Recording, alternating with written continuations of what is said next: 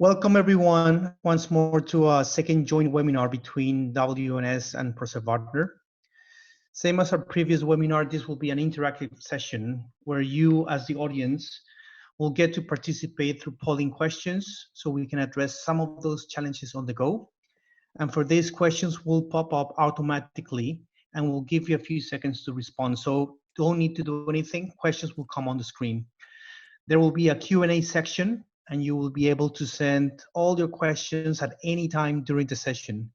So for this, please use the chat box on the bottom of the screen and we will collect those questions that we can review and answer at the end of this webinar. All participants have been placed on mute. This is just to avoid any disruption, and all materials will be shared post this webinar. So my name is Juan Diaz from WNS, and with me are my colleagues Rakesh Sangani and Paul Massey from Proservartner. Today we will continue to show on how we are helping organizations achieve a successful pause. What challenges have we seen in the market and how to address these challenges. If you remember in our previous webinar, we looked at how globalization increased impact on COVID-19. We looked at the importance on how to pause, protect, and restart your project successfully. And we did a walkthrough on a robust 6-element methodology to enable successful pause, protect, and restart of those projects. And we did a deep dive on the first element, which was governance and planning. And when we did this, we did find some pretty good insights. We understood more precisely on where your organizations were. And we accomplished that through the answers we got from the polling questions. And we got some great insights. We learned that around 50% of the participants were planning to restart the projects, which that's great news. But on the other hand, we also found that 50% don't think that the actual plans they have to start those projects will be successful. And all these insights have helped us customize further the session that we will be running on today. So today is about deep diving into the second element of this methodology, and it's about managing change and communication. And that means, how do you identify the main change risks to programs growing through this process and areas that change managers should focus on? It's about looking closer to stakeholder management, and it's about looking at the state and readiness of the organization to restart. We'll be also sharing some experiences we had with our own clients, and we'll showcase on how, when we combine a core BPM expert like WNS with a change specialist like Proservartner, increases the value that client can get. So before we go into what's going to happen today, I'm going to start with a polling question, and I would like to begin by asking the group or the attendees, out of the 6 elements that we have in this methodology, we have done number 1 on the previous webinar. We will do number 2, which is communicating and change today. But we would like to understand what out of the remaining 4, which one would be of most interest for the next webinar: managing the business, business as usual impact, finance and funding, contractual and commercial, or technology and infrastructure. So I'm going to give 15 seconds for the participants to vote, and then we can carry on.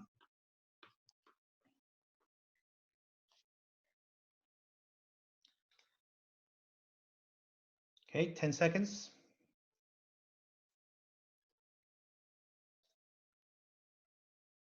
All right, 5 seconds. Okay, brilliant. Okay, so if I look at the responses from the participants, over 65% have said that they would like to know more about technology and infrastructure. So thank you for that insight. What we will do and what we would make sure next time is that we customize our session to this particular topic. Okay, now I'm going to hand over to Paul, who will start by defining what is managing change and communication. Paul, over to you. Thank you very much, Juan, and good afternoon, everybody. So first of all, we're going to define what we mean by managing change and communication.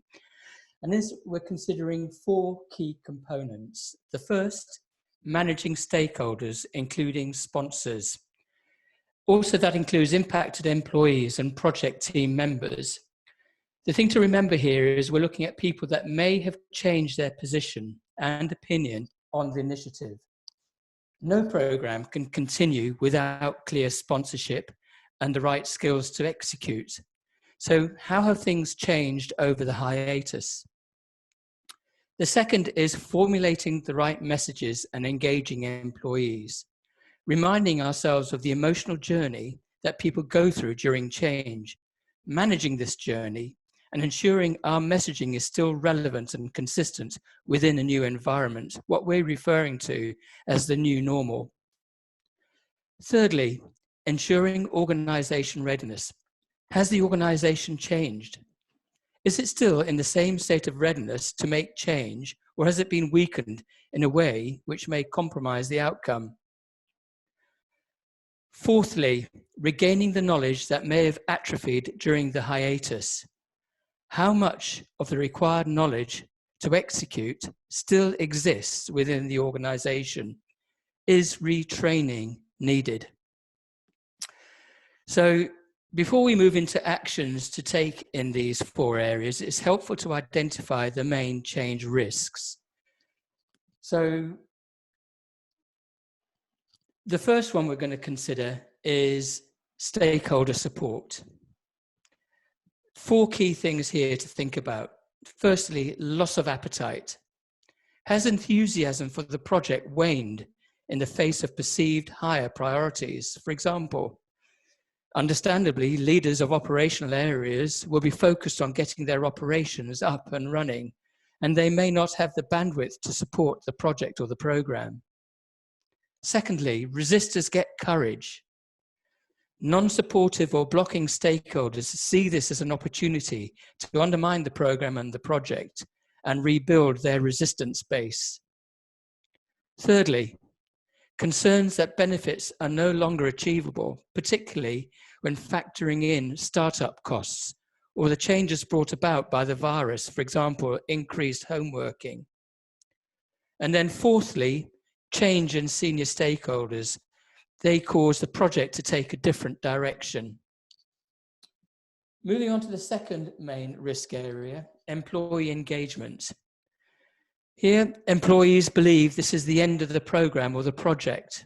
Maybe lack of communication means that employees perceive that the program or the project is no longer relevant or even a priority, or maybe they think that it's been wound up altogether.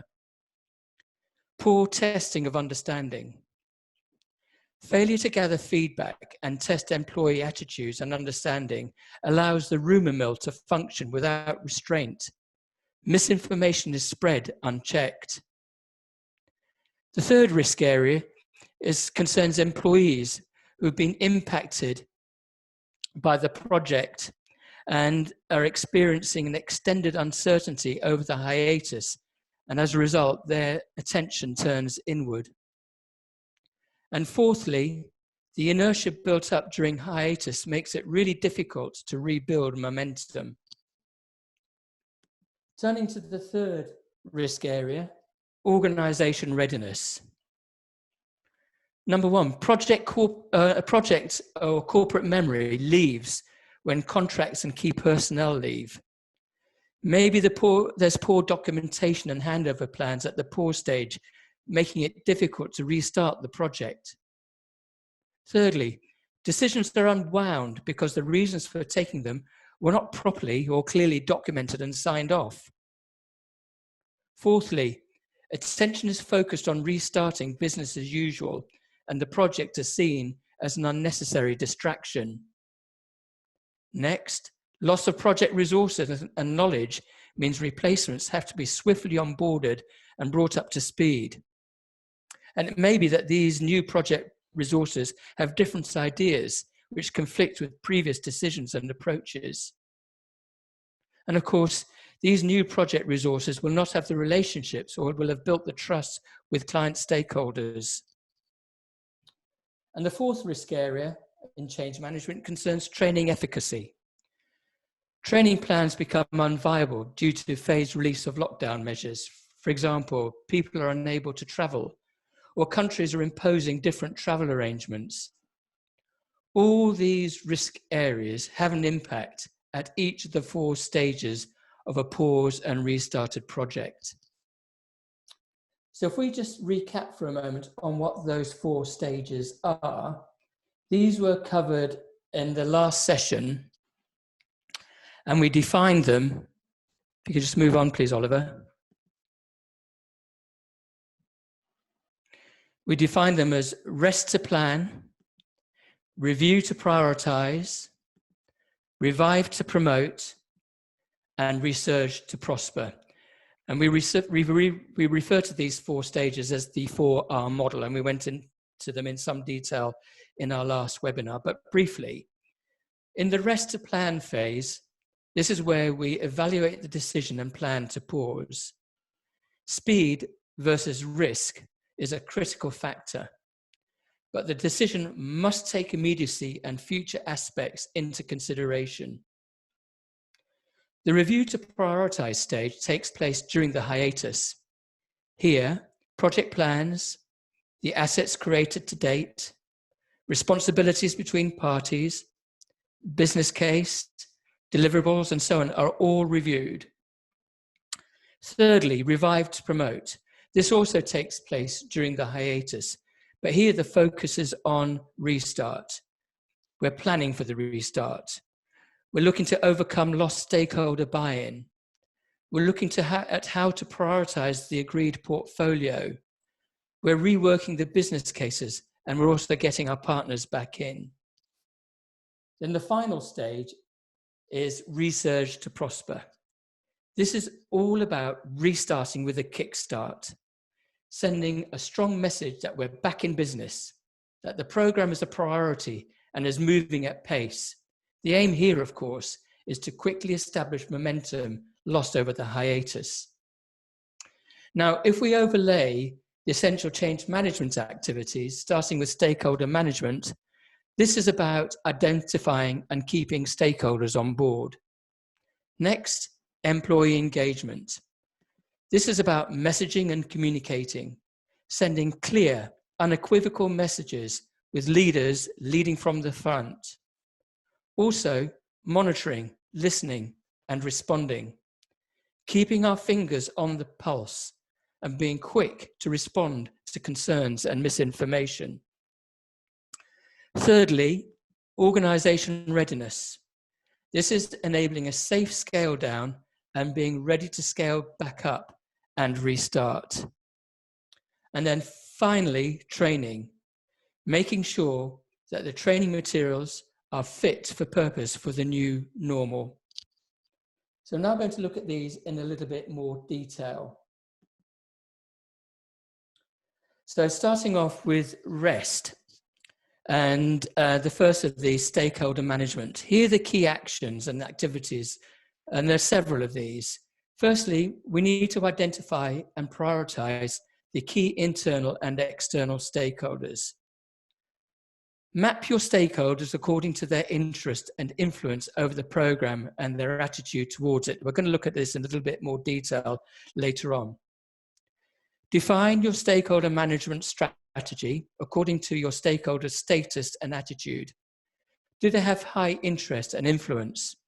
Are they champions? Are they neutral? Or are they detractors? Then work out your strategy for getting them to where you need them to be.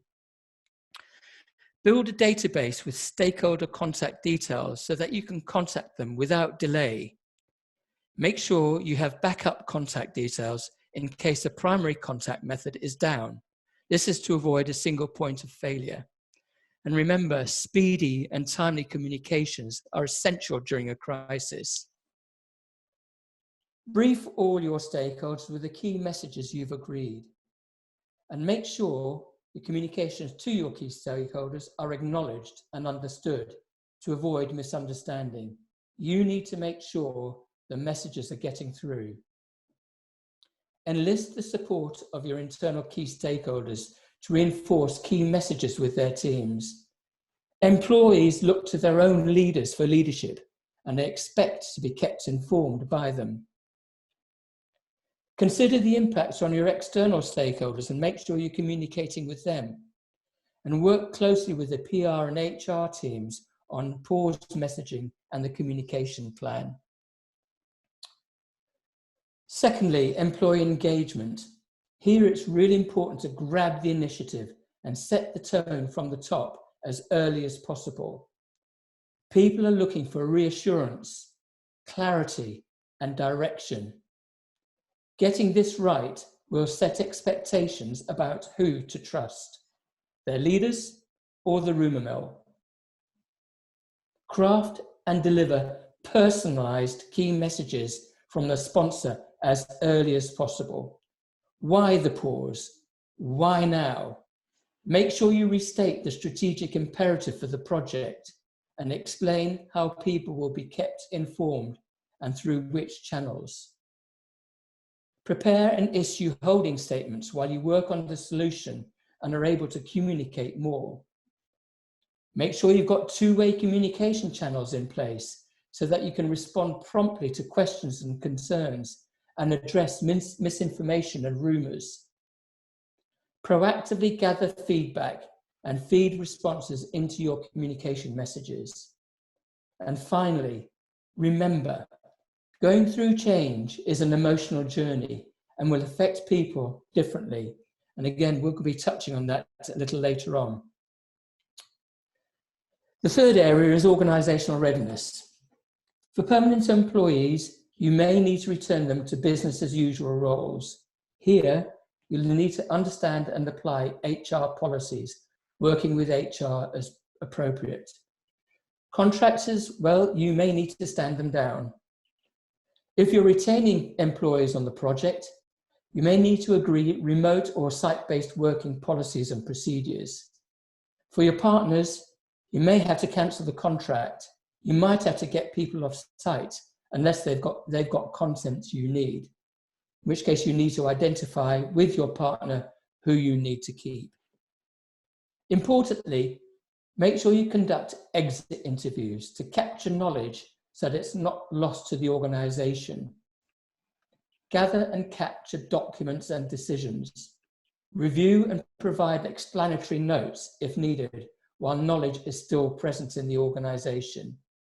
And then make sure you create a repository of key documents where they're clearly labelled and accessible. The fourth area under this rest section is training. Of course, you'll need to cancel training events not required, and you'll need to think about maybe switching from face-to-face to a virtual training method. Moving on to the second of the R's in our 4R model is review. Again, starting with stakeholder management. And you'll see this as a recurring theme through all our R's. Review and adjust your stakeholder strategy and plan. Have your stakeholders changed? Has their attitude changed? Make sure you keep your stakeholders informed throughout the hiatus. Secondly, employee engagement. Make sure you're reviewing and issuing holding statements and update them as circumstances change. Continue to develop specific messages tailored for the stakeholder groups, but keep your messages simple and try and keep them to no more than 3 key main messages. Communicate regularly. This will help avoid the rumour mill taking hold. And then keep your finger on the pulse. What are people thinking and saying? I'll give you an example. For a utility company we were working with, we regularly carried out structured, small-scale phone interviews to assess what people were thinking and feeling. Questions were a mix of numerical ratings and free-form feedback. The rating scales enabled us to track progress. Were things improving or deteriorating?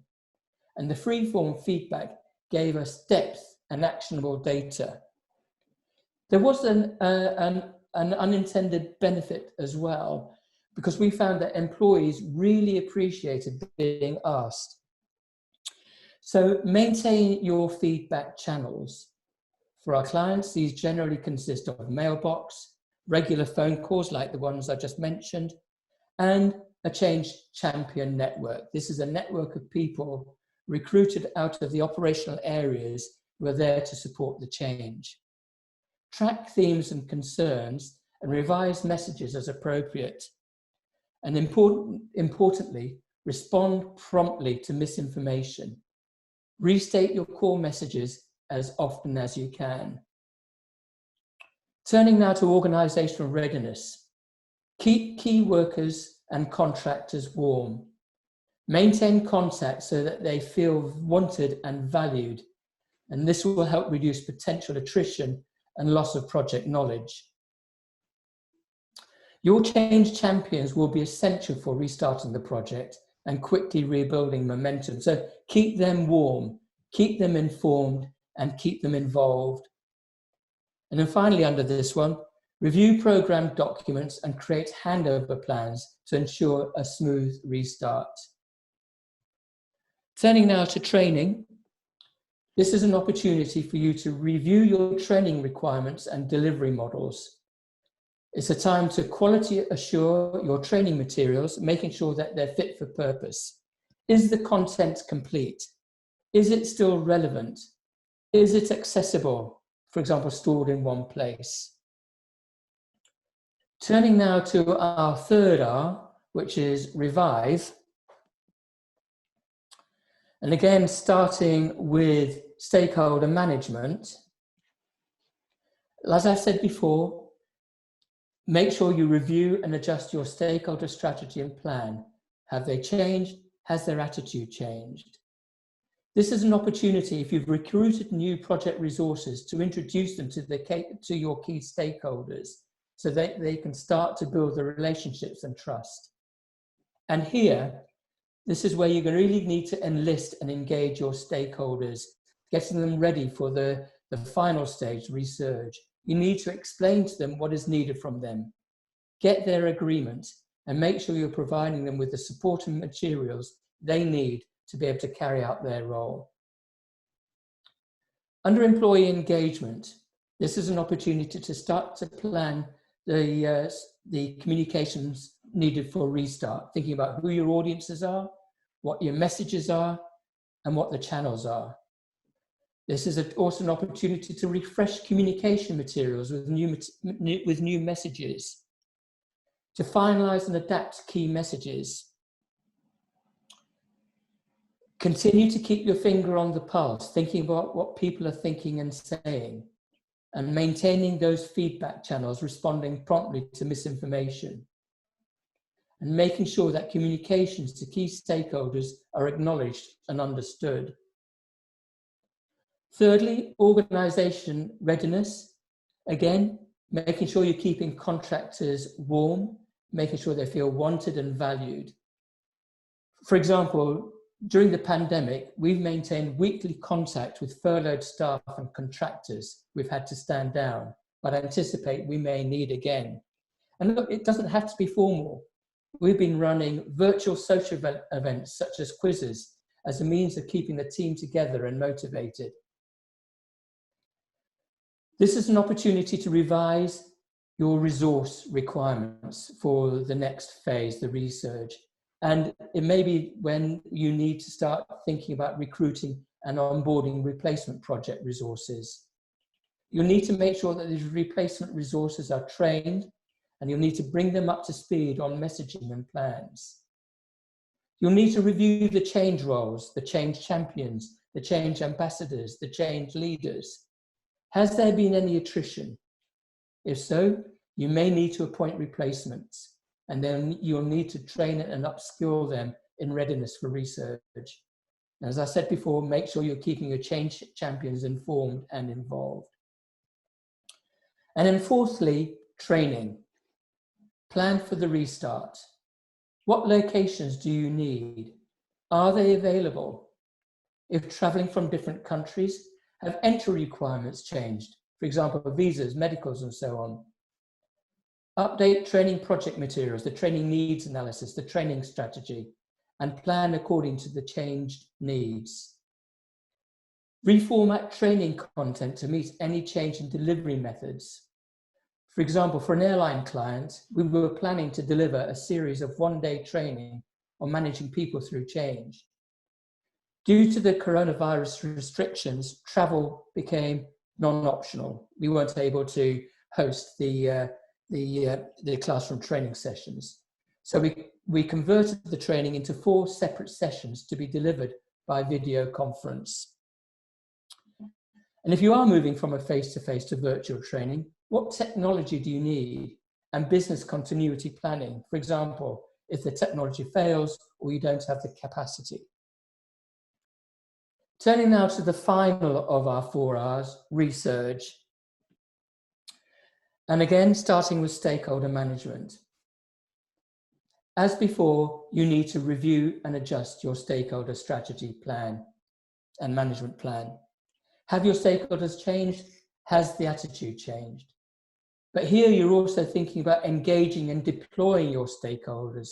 It's time for them to lead the resurgence. Remind them of their commitment. Provide them with the support and materials and ask them to start engaging their people. Next, employee engagement. Here, it's really important that the sponsor restates the vision and case for change as soon as possible. Remind people why the program is a strategic priority. Visible leadership that is delivering clear, unequivocal messages with conviction is essential for grabbing attention and refocusing on the priorities. For an insurance company, we arranged virtual town hall meetings where the managing director of a global business services communicated personally to his people. Employees were able to hear unfiltered messages from the top and could ask questions. We felt the direct approach was essential. The video town halls were recorded and uploaded to the internet, and feedback from the employees was very, very positive. It's important at this point to recreate a sense of urgency, both to regain the momentum and to overcome the inertia caused by the pause. Mobilize your leaders and the change champions early to deliver and reinforce key messages. Communicate quick wins to demonstrate early progress and to build confidence, and ramp up the feedback so that you can quickly respond to issues and concerns that may hamper restart efforts. And then finally, check that restart communications have landed as intended and messages are understood. Be prepared to take remedial action to address misunderstanding and confusion if necessary. Thirdly, organizational readiness. Mobilize the new team. Ensure everyone is clear about the plans and deliverables. But remember, like everyone, team members will have been through a lot, so focus on building a strong team spirit. Remember the change curve. Some people may still be going through their change journey. And remember to celebrate early wins and milestones achieved to build that momentum and the reasons to believe that things have restarted with a bang. And finally, under this one, assess the organization for its readiness to change. You need to know if this has diminished so you can take appropriate action. And finally, under training, well, this is pretty straightforward. This is about delivering the training according to the new models and the new plan you've designed. So those are the key actions to take under the 4R model. We're going to now spend a little bit more time looking at stakeholder management, and I'm going to hand over to my colleague, Rakesh, who's going to take us through that. Thank you very much, Paul. And welcome to everyone. Good afternoon. I'm Rakesh Sangani. I'm the Chief Exec of Proservartner, and I'll be talking through stakeholder management followed by the change curve, with some real pragmatic tools that you can leverage. So starting with stakeholder management. Now, many of you will have experience in stakeholder management, but have probably done it in slightly different ways. Now, for us, as part of the current environment, managing your stakeholders, we feel, is critical. And it's critical, especially as you're preparing for the research. Now, why is that? Well, people that may have been supportive of the change before could have changed their attitudes during this time of working from home and having some real time to think. So, it's really critical that during this time we carry on that stakeholder mapping. Now, we're going to talk you through a model that you can use for stakeholder management. And step number one of that model is just considering the left-hand side and the right-hand side of the slide that you see in front of you. The left-hand side considers the influence and interest status. So it gives you the opportunity to assign a view of the relative levels of influence and interest. Now, we would typically say use a scale of 1 to 4, 1 being the lowest and 4 being the highest, to assess if someone's influential within your business and if someone has the right level of interest around what's actually happening. So from an influence perspective, what do we really mean? We mean the degree of influence the particular stakeholder has over the project. So could they change the direction of the project? Could they stop the project in its tracks? For example, a CEO in the business is likely to have that degree of influence on almost every single project. But then there's other individuals within the business that may have a voice to the CEO, hence they have a lot more influence than you might first anticipate. So actually identifying these stakeholders is one of the key challenges, and really being able to think through the level of influence they have. Then there's the aspect of interest. So the interest relates to the degree of interest the stakeholder has in the project. For example, the impact the change will have in their particular area of business, or fundamentally changing the way they work, or the impact on their friends or family. So as a few examples of the interest versus influence element, you might have an individual that has a high level of interest because the project has an impact on their team, but they may not have any influence. I think of a change project where, for example, the AP manager was part of an outsourcing project and the AP team, their work was part of what was being outsourced. Now that individual had a high degree of interest, but actually the decision-making was really at CFO level, then they weren't able to influence that. So that's one example. On the flip side, you might have an individual that has a high degree of influence because they can impact the decision-making, or their team is critical to make the changes happen, but they may have a low level of interest because the outcome of the project does not matter so much to them. It doesn't impact their area. It doesn't impact their performance. An example of this could be an IT director supporting another type of project, where actually for the project to be successful, it needs those IT changes, but in the IT list of priorities, that may be very low down. So you really have to assess all of your stakeholders, identify who they are, and set out what is their influence status and what is their interest status. Now, once you've done that, the next thing you look at is on the right-hand side, which is really important when you look at the level of support or otherwise to the program.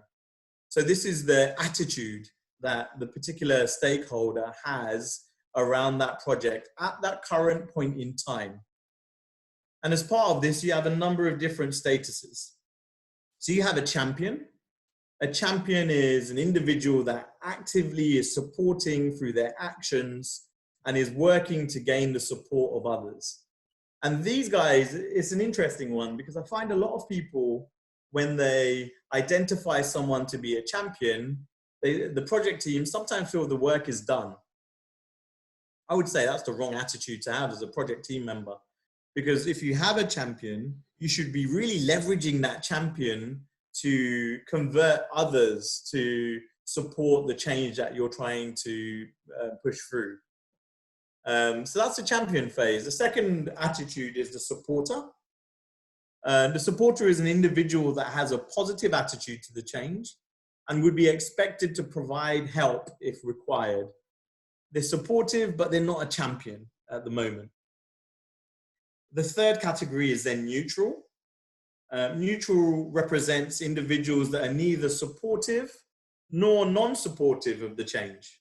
So they're, a little bit in the middle, not, showing their cards, and their attitude is neither supportive or non-supportive.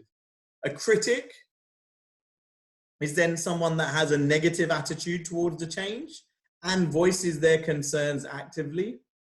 And a blocker is someone that individually challenges the change and would take action that will disrupt the delivery. So all of these attitudes are really important to ascertain early on in the project. So once you understand their influence, their interest, once you understand their support status in terms of the current state, the next challenge is then thinking through where you would like them to be and then how you would get there. So for every single stakeholder, what you do is you build up what is the target. Am I looking to change my supporters into champions? Am I looking to change my blockers into supporters? What is a realistic time? What is a realistic target for my stakeholders, and what is a realistic timeline to achieve that target? So it's really ascertaining that individual by individual. And what we find when organizations carry out stakeholder management, and I'm sure the concept isn't new to anyone in this session, but what we find is people tend to do this is either a one-off activity. So they do it maybe at the start of the project and then it's not revisited, and so the value is lost, or they're not disciplined enough about the actions.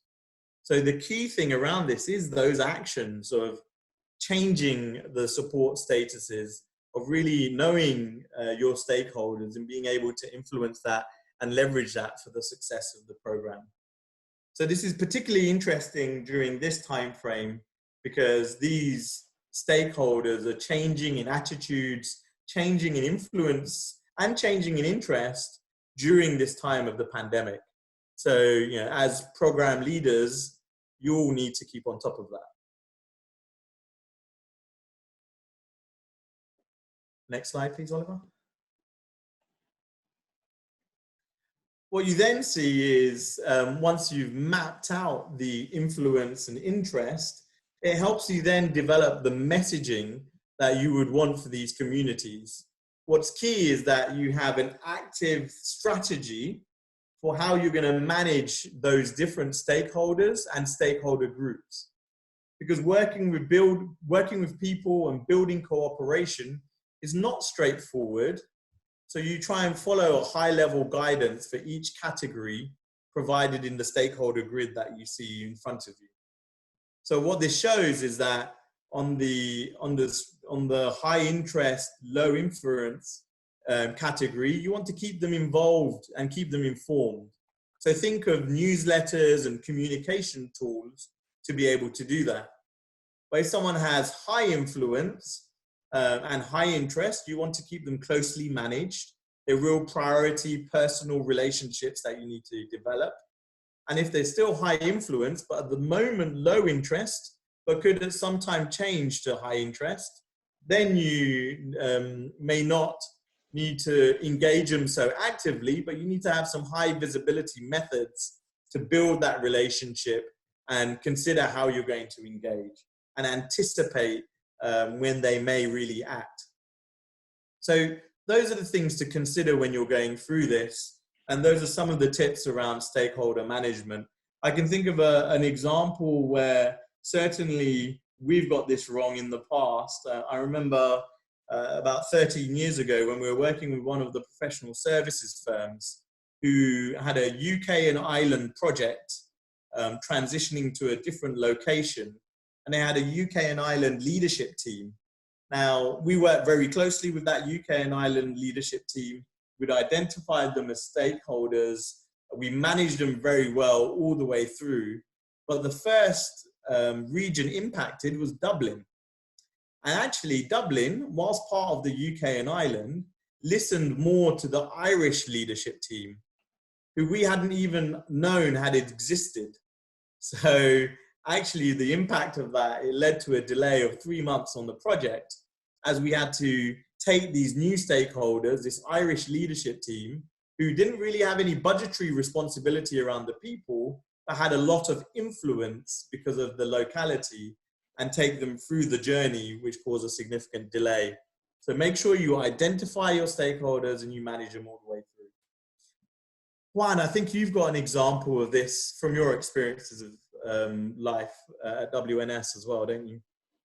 Yes, Rakesh, and actually we have a recent example which I think both Paul and I are very close to it, and it's one of our airlines that where we had initiated a major transformation program when COVID-19 actually hit us, and the way stakeholders were managed was fundamental in protecting the program and ensuring that we could restart, and actually are restarting the project as we talk. And I think it was a great combination of client partnership and the use of this methodology that enabled a project at a project level to build that fully integrated team. And with that fully integrated team, we were able to have strong communication channels. And through proper communication, both parties really understood what was the best thing that we had to do in this current situation that was completely unplanned. And what was surprising is that we did accomplish what was best, not only commercially, but operationally for both organizations. And this is because we had access through this through this stakeholder management framework. We were able to map and identify the right people. And because we did that, we were able to bring awareness of the importance that was to maintain governance during the pause. I think more importantly, to keep the PMO's team engaged, because there was obviously a big level of demotivation because of the project being paused. So because we were able to keep them engaged, we did not only pause successfully, but we were able to fast track and bring some of the projects back even before we had planned to. And we were also able to work on other activities while we were paused. So for example, we were able to look at improving project plans. We were able to optimize project frameworks. We had a chance to come back and rethink how to improve decision making. How could we make this more effective? How can we improve the quality of the documentation? And now we're seeing that because we were able to maintain that momentum and those PMO teams engaged and the stakeholders engaged, we're finding that all of those actions are now starting to accelerate the comeback of that project. And also when we are back fully, we will have a lot of things that we would normally not have done in a normal project, if that makes sense. I think if we did not have a strong stakeholder engagement with this client, this will never have been possible. Excellent. Thank you very much, Juan. Great example. I think that leads us on now to go through the change curve and really looking at the impact on employees. And the key for us in terms of understanding employees and their perspectives is really understanding how they're going to react to change. So we're going to take you through the change curve. And this is a really important aspect of running a successful program.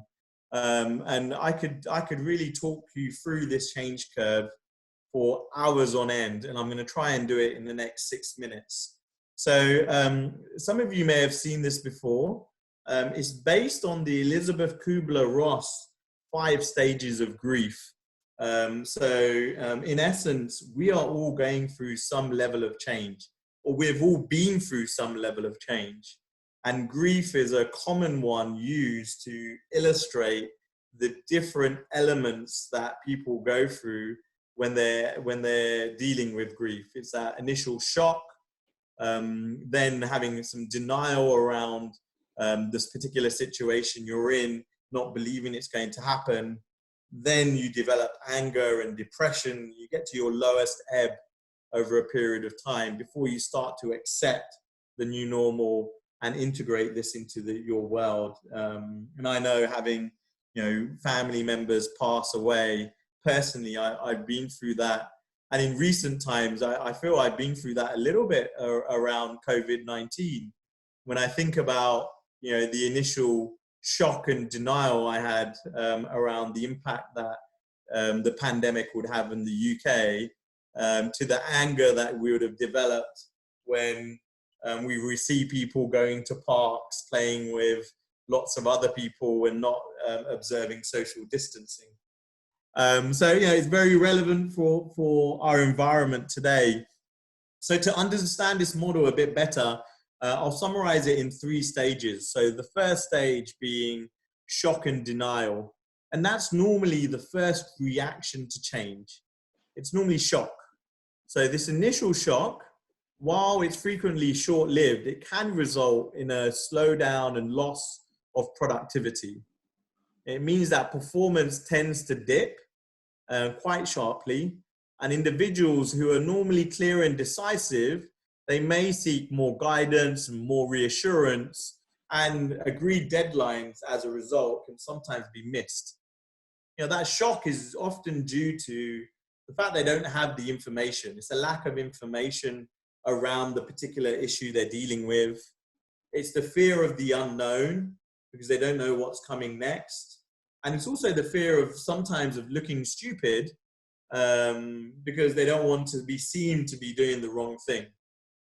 Now, after that initial shock has passed, it's common that people then go through this denial phase, because they're likely to be feeling that everything was okay before. Why does it really need to change? And common feelings around that are comfort with the status quo. Because after a period of time, we all become a little bit accustomed to the status quo, and hence that denial is natural. It's also natural to feel threatened at that time, and to be scared of failure of carrying out this change. So individuals who have not previously experienced major change can really be affected by these stages of shock and denial.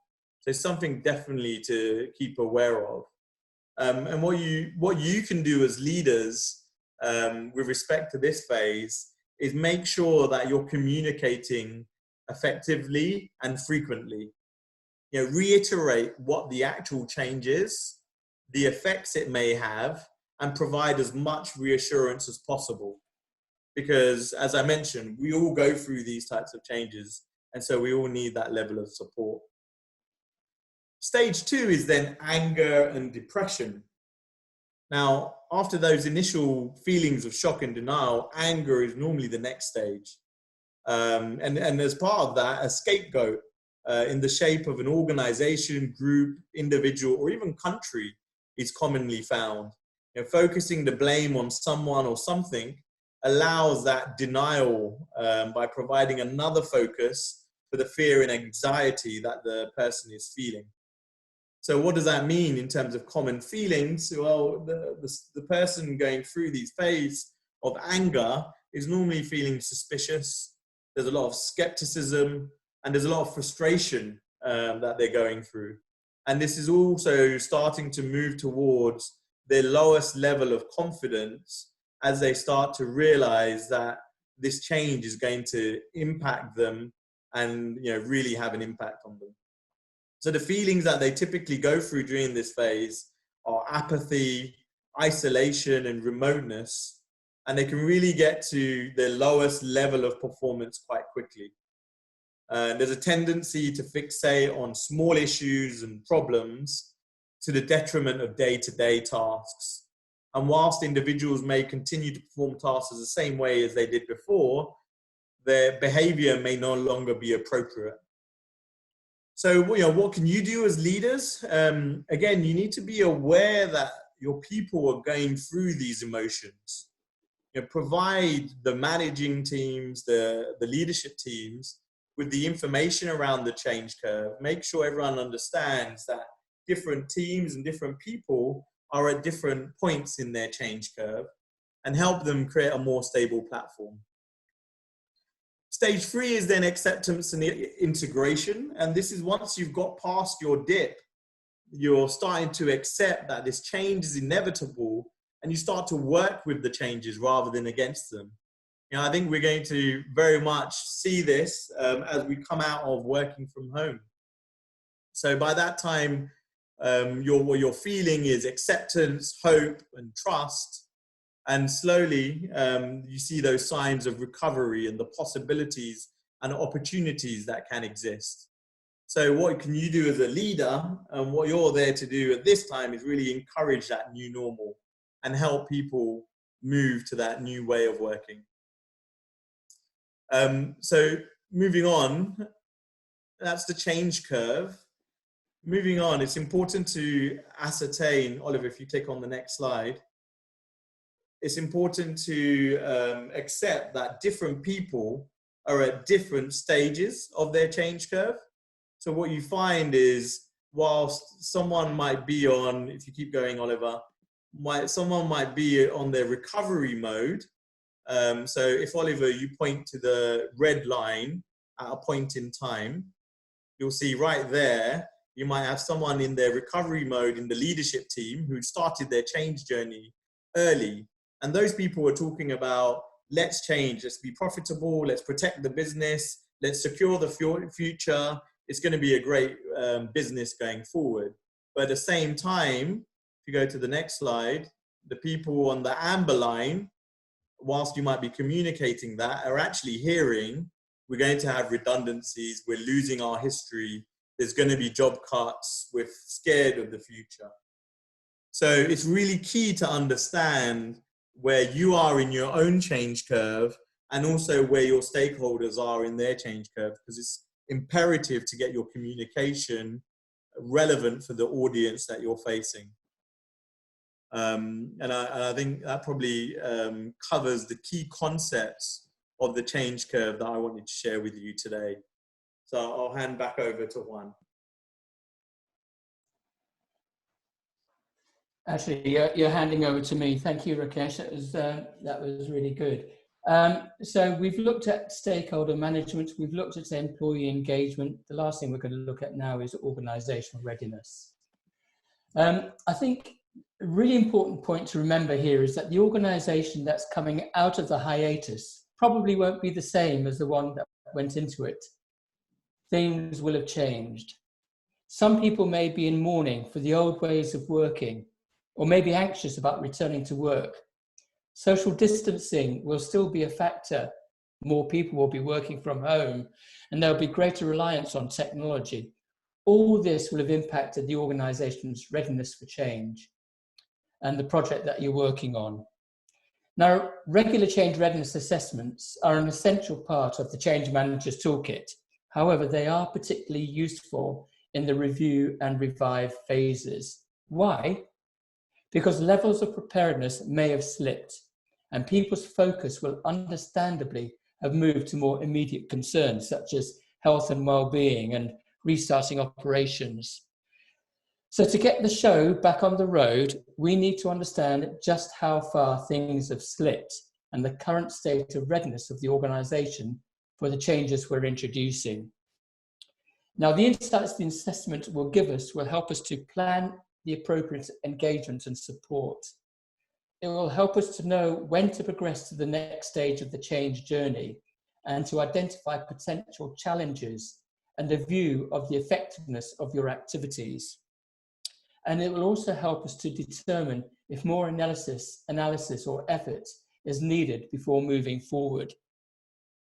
So for review and revive, we will know whether the strategic priorities are still valid and understood, whether the case for change is still valid, whether people are confident that the benefits will be delivered, whether people are satisfied with the information and communications they've been receiving, whether leaders are continuing to demonstrate commitment, and whether people are feeling confident about being ready for the change and that they know that the changes are still right. So all the things we've discussed today, a reappraisal of stakeholders, the outcome of renewed employee engagement and the environmental factors that may have impacted the organization in the hiatus, and so on. All these things need to be considered as part of the change readiness assessment. Juan, I think you've got a case study on this, haven't you? Yes, just by looking at time, Paul, I'll go very quickly on how we dealt with one of our clients who's a world-leading direct seller of beauty products. So because of COVID-19, they were basically impacted very severely. And we had to fast track their readiness in terms of their organization to adapt or to adopt new ways of working, to adapt to the current situation. And I think because we had also a very strong partnership and with very clear communication channels, we jointly assessed what needed to change in their current operating structure. And obviously some things were not beneficial for us or beneficial for them, because we realized when we looked in more detail, some activities that were centralized were more efficient if we would give them to the retained organization. There were other activities that would make more sense for us to deliver for them. So there were difficult discussions and tough conversations, but I think the point is that because the communication channel was clear, we were able to move more efficiently in getting them ready to adopt a new ways of working. And we moved pretty quickly, and we actioned all of those different tasks, and we reshaped and redesigned the operating model. So it was amazing because within a month, the satisfaction levels went up, and we were able to not to disturb the service they have today. So I guess the message, and I'm sorry I don't have a lot of time to go through it in detail, but I guess the message here is that strong communication and transparency was very key on managing the change and making sure that they were ready to adopt new ways of working. So Paul, maybe you can carry on, and maybe we can do a quick summary, and maybe if we have a few minutes for Q&A. I know we are already at 3 p.m. Yeah. So maybe Paul, just if you summarize quickly. Yeah, well, so just basically, I hope from everything you've heard so far that gives you a framework and some ideas about the things that you need to do in the 4 main change areas: managing your stakeholders, getting employee engagement, organizational readiness, and making sure your training is still valid. So I'll finish there, and I'll hand back to you, Juan, so that we can open up for Q&As. Yeah, so let's quickly go through some of the questions. We won't have enough time, but we'll do as best as we can. So first question that we have is, what tips can you provide to communicate any stakeholders who have been furloughed? Maybe Rakesh, you can pick that one up. Yeah, I think when someone's been furloughed, it's good to understand what they're going through. So I think for people that have been furloughed, they're going through this period of uncertainty. They're also feeling that they may not come back to something in the future. So I think what's important is that you keep the engagement going. For me, that's the key element around communicating to staff that are on furlough, is that you give them updates, you keep them updated as they would wish to. And it's maybe worth having that open communication with them around how engaged they want to be, and then maintaining that level of engagement. There's also opportunities to invite them for training, which is allowed during when people are on furlough. So you can also leverage that period of time to help build that skill set. Okay, thanks, Rakesh. I think we have another one. It says, how do you manage organizations who have fundamentally changed due to the current situation and are now operating in a different model? For example, whole food sellers who have turned into food retailers. Paul, maybe you want to take that one? Yeah, so I think the important thing here is to make sure that you're taking your people with you. Starting off with your key stakeholders, I think Rakesh outlined a process for identifying who your key stakeholders are and really understanding what their attitude is and what you want it to be. Understanding what their chief concerns are and the what's in it for me. At the end of the day, for a lot of stakeholders, it's about, well, what does this impact mean for me personally? So that's about understanding what we call the hot buttons and being able to really tailor your messages for those key stakeholders. And this is a massive subject, but and in the interest of time, but that's where I would start. I would focus on the key stakeholders, understanding their current attitude, where you need them to be, understanding what the personal consequences are for them, and then developing a strategy to manage through that. Okay, thank you, Paul. Okay, considering time, I will start to close the session. So first of all, thank you for everyone for attending this webinar.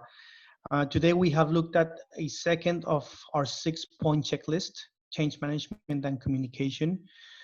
We looked at 4 key risk areas, which were retaining and re-engaging stakeholder support, re-engaging your employees, ensuring organization readiness, and ensuring training as it fits purpose.